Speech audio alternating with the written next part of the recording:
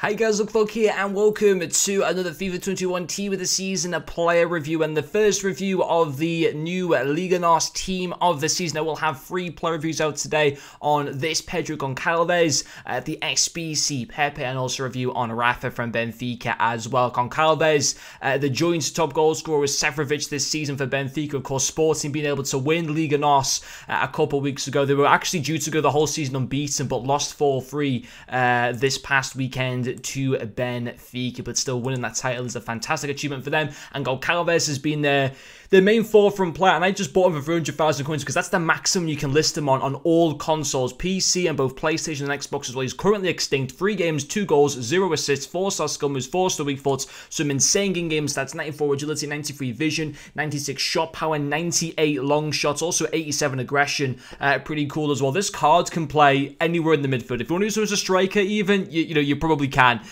Cam, centre mid, CDM, okay, probably not a CDM, but yeah, even for player traits, he has flair, long shot taker, playmaker, and also technical dribbler. And obviously he's been the kind of main, star of Liga NOS. And of course, Bruno Fernandes left Sporting to go to Manchester United, and Sporting were in need of a new kind of superstar for their team, and he's clearly going to be that. He's still pretty young as well. I think he was part of Future Stars promo.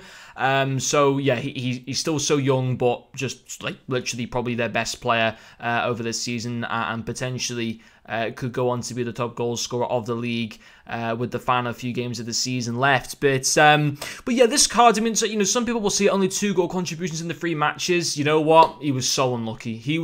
Nothing went right for him. And yes, he was still insane, in that his build up to creating chances by making passes, by trying to have shots on goal, and the opposition just every single time. It's not that this card is bad. Nothing went right for me when using this. I say nothing went right. He still scored me 2 goals in the 3 games. But on another day, this guy goes and gets 4 or 5 goals and 3 assists. You know what I mean? So I was a bit annoyed in the end that he got a very average return of only 2 goals in the 3 games. But I'm telling you guys right now, that's not because this card is bad. It's not because I'm a bad player. It's just that's the way sometimes FIFA works, and you sit there and start getting really, really annoyed and frustrated, which was what I was doing. And the fact that I was probably getting frustrated maybe played into the fact as well that maybe I didn't finish off some of the other chances with him. So maybe it was slightly down to me, but listen, at the end of the, it doesn't matter too much. But anyway, I still want to put down his finishing as a pro to the cards, because he is fantastic when it comes to his finesse shots, and being able to cause problems for opposition goalkeepers. 96 shot power, that goes to 99. His long shots go to 99 as well, as does his positioning. His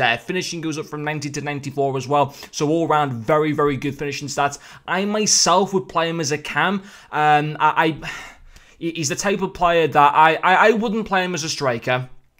I wouldn't play him as a centre mid because I just don't feel like he'd work. Although he's got stats that might be suited as a centre mid, I myself would only ever play him as a cam, because he always, when he plays for Sporting, he either plays out wide or as a cam in the number 10 role. So I like to use players where they kind of play IRL. I don't like to use them in like other weird positions. You guys might like to do that, but myself personally, I don't even play him as a central cam in the number 10 role. But I thought his passing was also really good. 93 vision, 93 short passing, 90 long passing. Fair enough, he didn't get me any assists in the 3 games, but he was at least providing chances. And every single time when he was making good passes, the player that I would pass it to, the opposition would just be able to tackle them or something like that. It was so frustrating, because at the end of the day, he was doing his bit by at least, creating the chances in the first place, by making those passes off towards other attacking players. I thought his dribbling, again, fantastic. 94 agility, 93 balance, 93 dribbling. On the whole, all of his dribbling stats are absolutely class. But, you can probably say, tell in the way that I'm speaking right now, I am just frustrated, because it just annoys me when I sit there and I use a player and they get a very average return of only 2 goal contributions in the 3 matches. It kind of makes it look like I'm a bit of an idiot here, because I'm saying he's a fantastic player. Yeah, he got such an average return, but trust me, guys, he is honestly insane. It's just so frustrating for me just to sit here with the average return that he got. But listen, that's the way that it is.